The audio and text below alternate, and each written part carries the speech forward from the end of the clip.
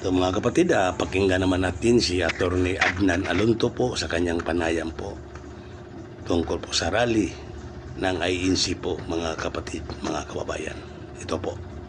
Tama lang po yung talagang ginawa ng Iglesia.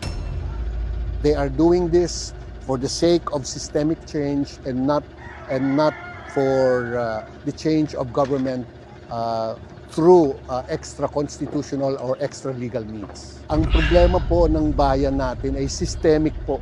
Hindi lang yung mga nakaupo dyan, dahil miski palitan mo yung mga nakaupo dyan, kung ang magiging sistema ng korupsyon ay nandoon pa rin, hindi ho natin mapapalitan ang ating lipunan.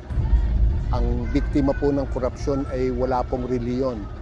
Lahat ho apektado, lahat ng Pilipino. Tama lang that Iglesia ni Cristo has taken this moral stance. The fact alone that Iglesia ni Cristo has taken the cudgels and has taken this initiative to call for public accountability against corruption. This is a clear sign that indeed Iglesia ni Cristo is for moral leadership.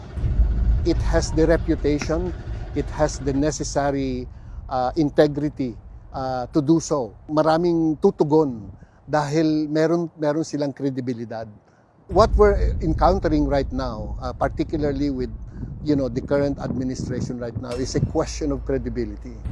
Ngayon, ang tingin ng mga tao sa mga ginagawa ng gobyerno ngayon, parang hindi na ko credible. Wala nang masyadong naniniwala.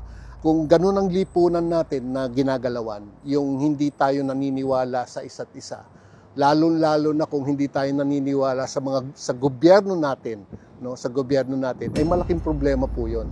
Nagpapasalamat kami sa Iglesia ni Cristo kay Ka Eduardo sa kanyang liderato na ipinapakita. Bagamat hindi majority ang Iglesia, pinapakita niya kung ano talaga ang dapat gawin.